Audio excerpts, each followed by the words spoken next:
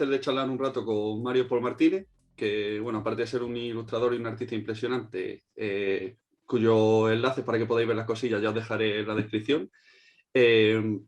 También es el director de Arcadeología, un proyecto documental cuyo objetivo principal, digamos, es la documentación y difusión del trabajo realizado por la asociación Arcade Vintage. Entonces, Mario, cuéntanos un poquillo de qué se trata Arcadeología, de qué se trata tu documental y sobre todo qué afán tienes, qué afán divulgativo tienes con el mismo. Bueno, ante todo, muchas gracias por darnos la oportunidad de invitarnos a estar con vosotros y con vosotras. Y yo, evidentemente, en nombre también de mi equipo, ¿no? De la película. Pues precisamente de ahí sale la película, de un grupo de investigación, un equipo que tenemos en la Universidad de Miguel Hernández, donde somos docentes en el Departamento de Arte, que es el grupo de investigación masiva, donde, bueno, pues trabajamos la cultura de masas y el audiovisual, y donde un día detectamos pues un agujero que para nosotros era obvio, pero para otras personas no. Y ese agujero era, un momento, hemos perdido en la historia obras de arte, hemos perdido celuloide, películas, hemos perdido cómics y de repente también, o de repente no, o perdón, ya llevamos tiempo, ¿qué coño? Perdón la expresión, perdiendo videojuegos, ¿no? Y entonces nos interesaba entender o saber quién estaba por lo menos acercándose a esa labor de preservación del videojuego. Y nos dimos cuenta que no era tan lejos. En nuestra propia provincia, en la comunidad de Alicante, en Petrer, casi en la sombra, habían unas personas, una asociación, la Asociación Arcade Vintage, que estaba ya realizando una labor de la preservación de lo que es el juego primitivo, ¿no? El arcade, el arcade.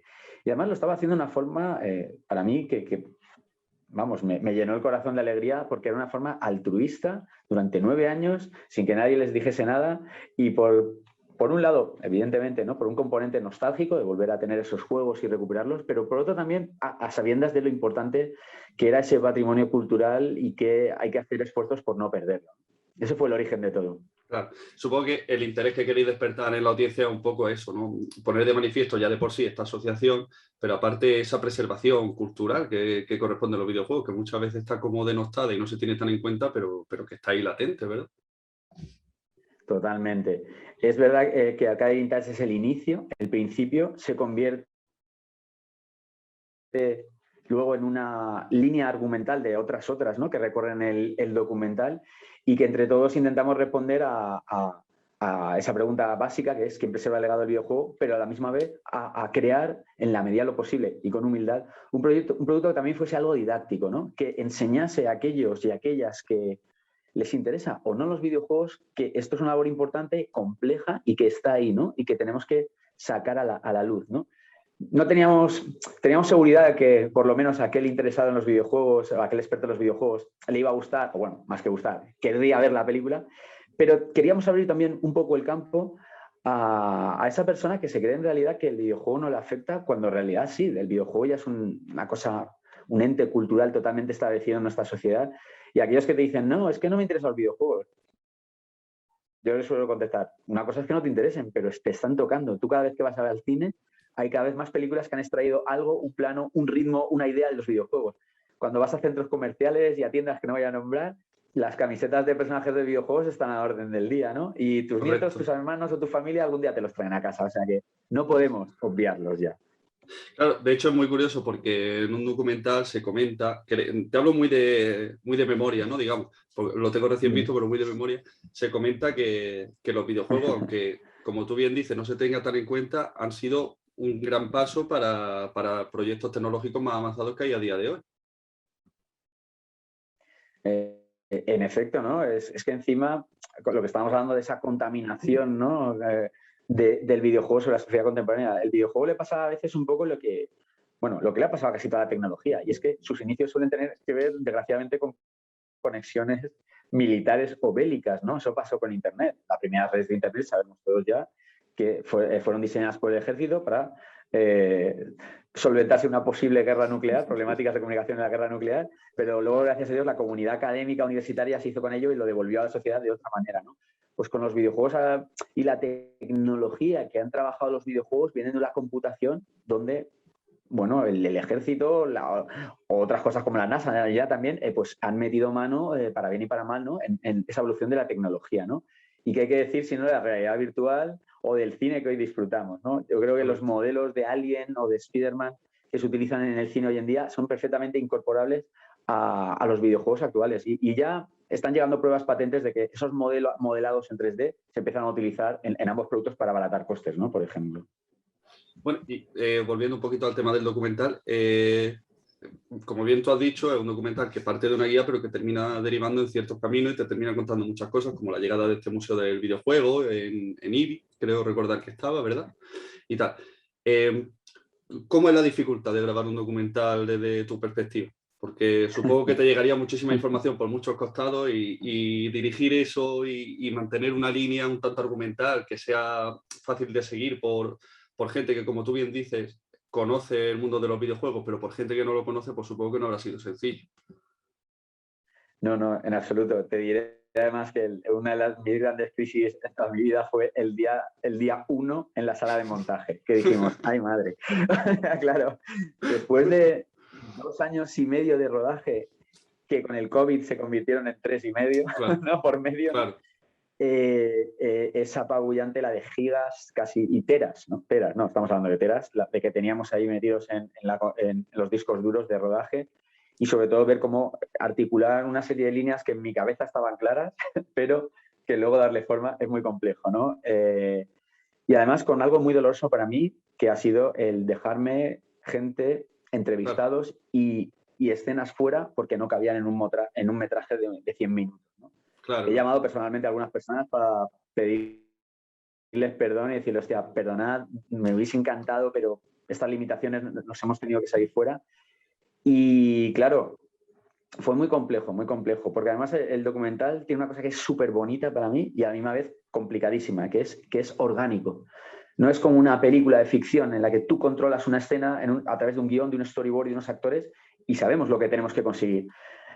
Cuando entrevistas a alguien, bien tú lo sabes, cuando filmas a alguien que no es actor y tal, él va por su lado, tú tienes que intentar gestionar eso y enlazarlo con todo lo que viene en otros lugares y otros días de rodaje, ¿no? Y eso se hace todavía, si cabe, más complicado el hilvanal y los argumentales.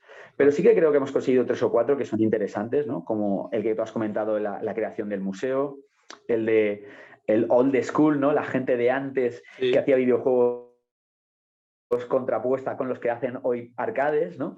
Sí. Y otras líneas, ¿no? Como la de la emulación, que creo que a mi parecer se han mantenido bien, ¿no? A ver, espero que el espectador cuando ya salga en cines a ver qué dice, ¿no? Sí, de hecho, bueno, a colación a lo que acabas de comentar, es que hay un montón de gente que ha contado su experiencia y ha aportado muchísimos mensajes en arcadeología, porque me ha apuntado por aquí unos cuantos nombres, como Locomalito, Javier García, Larisa Rodríguez, que es la divulgadora y profesora de eSport, Salvador Espín, que es el ilustrador, y así como diferentes asociaciones del ámbito. Eso es entre muchísimos otros que aparecen. Ha sido complicado, digamos, eliminar a gente como acabas de decir, ¿no? Porque obviamente tú tienes tu tiempo y tú tienes que cumplirlo y es verdad que eso tiene que ser muy doloroso. No lo he sentido en mis canes, pero me lo imagino. Pero ha sido sencillo que esta gente quisiese aportar su granito de arena, digamos, y contar un poco su experiencia. O ha sido llamar a muchas puertas y escuchar muchos sí, muchos no y tal.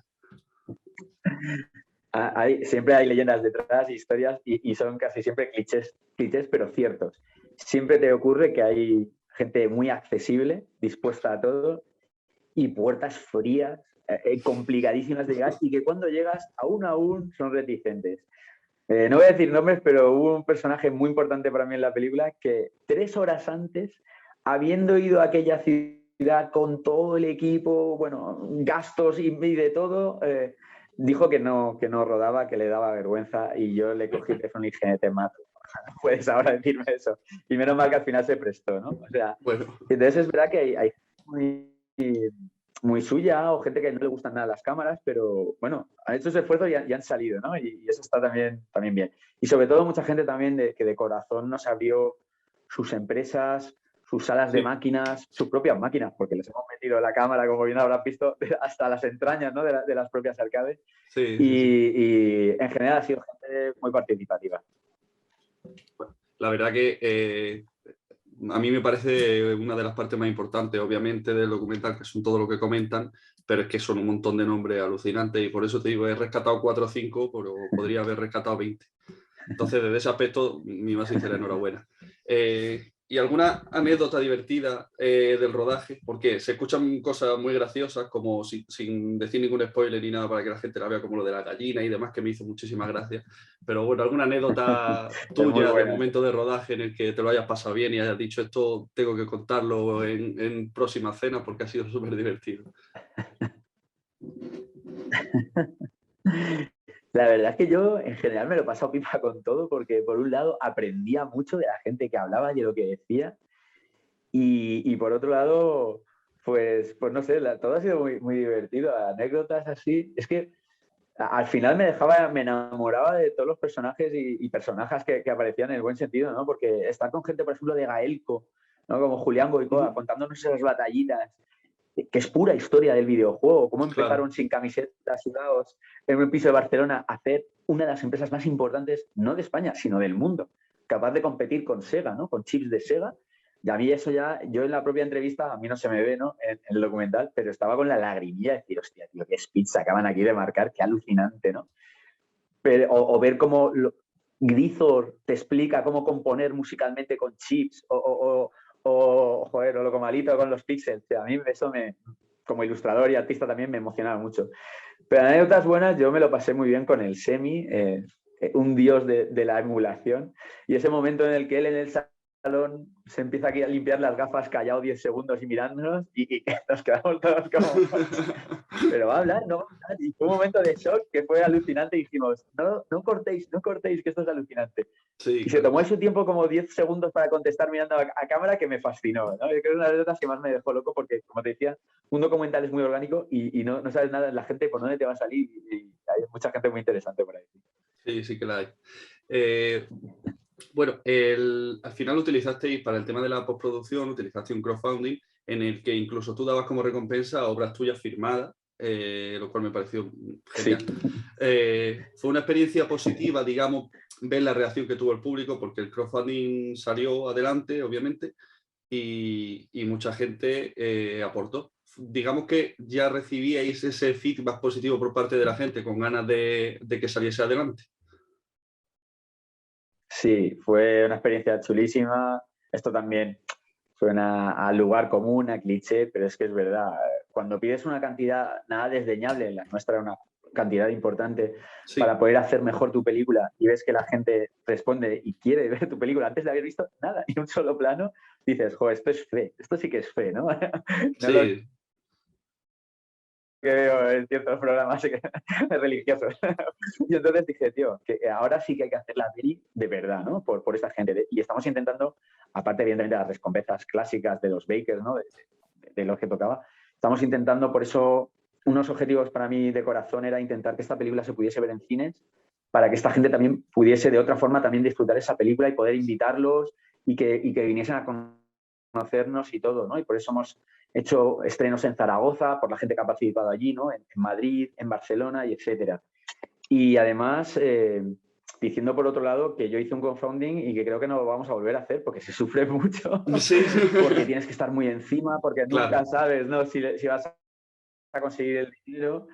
Y bueno, joder, fue muy, muy complejo, pero bueno, mira, contento de que esta película, Claro, gracias a ellos y a ellas, se haya podido acabar en condiciones. Eso es muy importante. claro, porque ver cada aportación animará un montón, pero los momentos de pausa de las aportaciones tienen que ser nervios asegurados. Eh, Totalmente, totalmente. bueno, como tú bien has dicho, habéis estrenado en algunos cines, de hecho a partir del 29 de este mes estrenáis en cines, Valencia, Elche, Zaragoza, como has comentado y tal. ¿Cómo llevas la gestión de los nervios? Bien, bien, ¿no? La verdad es que no tenemos muchos nervios. Bueno, mentira. A ver, a mí lo que me produce nervios es ver el público cómo reaccionará a la película, que esperamos que les guste, ¿no? Sabemos que no Sí, va a ser aquí una mega película de Stanley Kubrick, pero esperamos que el mensaje y haberlo contado bien para que se entienda, ¿no? Esa es la gran idea. Eso es lo que nos pone nerviosos, pero por otro lado no estamos nada nerviosos en el sentido de decir que hemos llegado a un objetivo para nosotros muy importante, que era estrenar en cines, que luego estrenaremos también, estamos en negociaciones, pero pinta bien la cosa, en plataformas digitales, ¿no? Y audiovisuales y estrenos en televisión, que ya hay algunos firmados, pero ya para el 2000 incluso 22. Y sobre todo era el parto. Haber conseguido el parto y haber sacado la película es la parte que más nos ponía nerviosos, lo hemos conseguido. Y creo que hay un hito que hemos hecho que es muy interesante, que es el haber conseguido estrenar una película, un documental sobre videojuegos en cine. Eso nunca había ocurrido en la historia del cine español y ya con eso nos podemos dar con un canto en los dientes, ¿no? De haber aportado nuestro granito con humildad siempre en la historia. Y ya con eso yo ya me puedo morir tranquilo, ¿no? Como decimos ahí en el rodaje, decíamos, bueno, esto ya hemos hecho lo que teníamos que hacer, ¿no? Sí, claro, Ya está. el trabajo está. Antes has hablado un poco de que, bueno, de que los videojuegos realmente te los encuentras en todos los sitios y en uno de los sitios en los que más los podemos ver a día de hoy no deja de ser el propio cine. Las adaptaciones de los videojuegos a la gran pantalla, con Tomb Raider, Silent Hill, Sony, Resident Evil y todo esto, están súper latentes. ¿Qué opinas tú de estas adaptaciones? ¿La mayoría te suelen gustar o la mayoría te suelen disgustar o cómo lo ves? Te voy a decir una cosa que es relevante para la entrevista. Mi tesis doctoral, Sí. que además ya está publicada, editorial, es cine y videojuegos. Uh-huh. que ahí es un tema que me interesa muchísimo porque yo crecí con la pantalla de cine a un lado y al otro lado de los videojuegos, ¿no? Y yo veía muy clara esa intersección. Sabía que cada vez iba a ser más, como tú dices, más patente y más latente.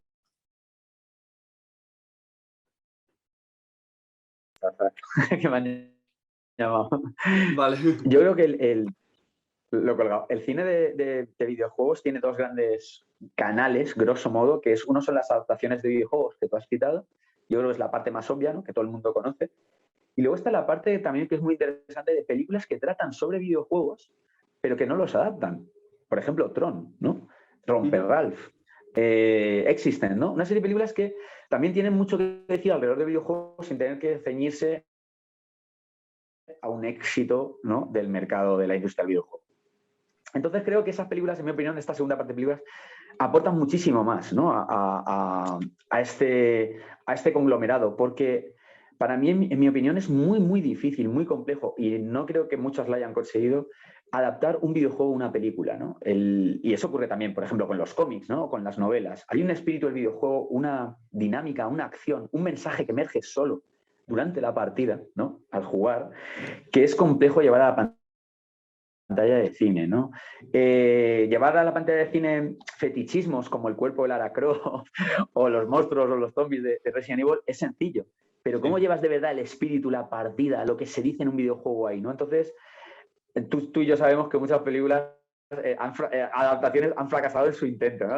No voy a decir nombres, ¿no? De adaptar bien un videojuego. Claro. No obstante, creo que es necesario y que bueno, es una industria que hay que cultivar y que siempre queremos por ese mismo fetichismo ir al cine a ver qué pasa, ¿no? Cómo han llevado bien este Monster Hunter a la pantalla o este nuevo Mortal Kombat, a ver qué demonios ha pasado aquí, ¿no? Eso está claro, sí. Bueno, y tú que lo tienes más de cerca y yo que he prometido que iré a verlo desde su conocimiento, el Museo del Videojuego, en IBI, que vuelvo a decir que está, ¿verdad? ¿Cómo les va? Ya es simple curiosidad qué tal le funciona. La gente, supongo, ahora lo vaya a poner un poquito más en el mapa con el tema del documental y eso, por ejemplo, para gente como yo que no sabía su existencia, pues le va a ayudar a que cuando pase cerca o pase por ahí, pues vaya a visitarlo, obviamente. Pero, ¿qué tal? ¿Cómo se encuentran ellos y qué tal su participación, digamos, en tu proyecto?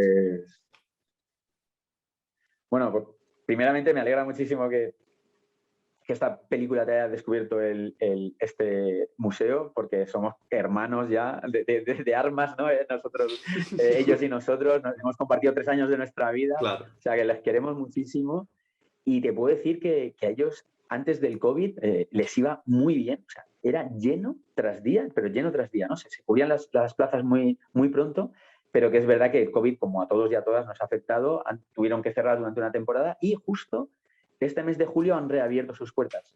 Han reabierto sus puertas con todas las condiciones de COVID, más tranquilamente, ¿no? Con unos accesos más limitados. Hay que pensar que en ese museo se puede jugar a las máquinas. Sí. Y eso a niveles de limpieza, ¿no? y de protocolo COVID es muy complicado de llevar, ¿no? Han tenido que hacer un esfuerzo muy potente. Entonces, poco a poco están volviendo a recuperar el ritmo. Y bueno, de momento va bien la cosa. Lo que estamos todos deseando es que llegue ya el momento que se acaben las restricciones y se pueda volver a llenar con normalidad, ¿no? Que eso es lo que ellos se merecen.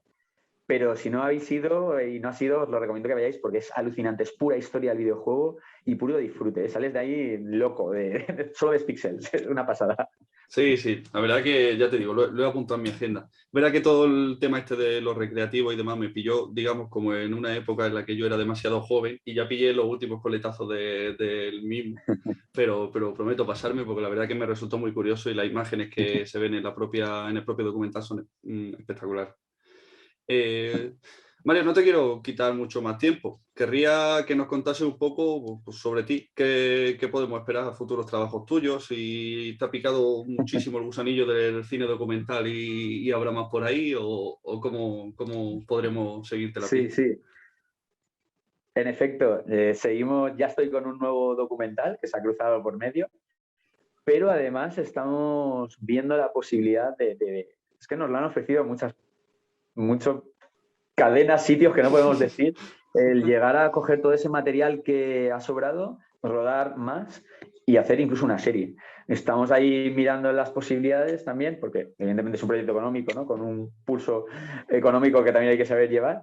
Qué guay. Y sí que creo que también tenemos, aparte, otras ideas para seguir en este campo del documental y del propio videojuego, porque como te he contado, ha sido mi vida y se ha interrelacionado muy bien estos dos mundos y nos lo pasamos pipa, ¿no? Aparte de otros documentales que también hacemos, ¿no? Al margen de los videojuegos. O sea que sí, yo creo que va a haber más historias y a lo mejor largometraje, serie, no lo sabemos exactamente el formato, pero sigue continuando esta lucha que tenemos ahí que nos encanta. Bueno, volveré a llamarte para que me cuentes cuando sepamos lo que estás haciendo y ya pueda hablar sobre ello. Encantados, encantados. Y te tengo que hacer una última preguntilla, que esta es de mi compañero, como ya te digo, que él es un gamer total y le encanta, y tiene una duda y que dice que es una disyuntiva de todos los jugadores de videojuegos a día de hoy, que si juegas habitualmente y si juegas más en consola, en ordenador o cómo te llevas con los videojuegos actuales. Yo juego hasta el Monopoly. yo juego en todo lo que pillo porque me chifla, no tengo ninguna restricción, adoro Steam y jugar online y jugar a juegos de disparos FPS o jugar a juegos de estrategia, adoro las consolas, he redescubierto las consolas gracias a la Switch y los juegos indie, ¿no? Las posibilidades que han dado los juegos indie, me muero porque saquen la consola nueva de Steam, ¿no? Que aún queda, pero la portátil. Y no tengo ninguna restricción, porque creo que eso es precisamente lo que enriquece al videojuego, ¿no? Tengo las consolas y tengo los ordenadores siempre a punto para jugar. Y un día me levanto, me apetece una partida rápida, cojo la Switch. Otro día quiero consola y tal. Y otro día digo, ¡buah! Necesito 20 horas de matar romanos ahí, conquistar territorios, ¿no? En un juego de estrategia. Pues nada, al PC, ¿no? O sea, que no hago esto a nada porque me encantan todos los formatos de los videojuegos. Los respeto muchísimo. Bueno, pues Mario, sin más agradecerte muchísimo que nos hayas dado este ratito, que nos hayas contado tantas cosillas sobre arqueología, que animo a todo el mundo a que la vea y que te deseo toda la suerte del mundo, tío. Espero que hayas pasado un buen rato y que el estreno vaya como se merece que vaya, porque la verdad que es un trabajazo y ha sido genial, ¿vale? Encantados, nada, siempre dispuestos. Muchas gracias a vosotros. Gracias, chao. Saludos. Chao.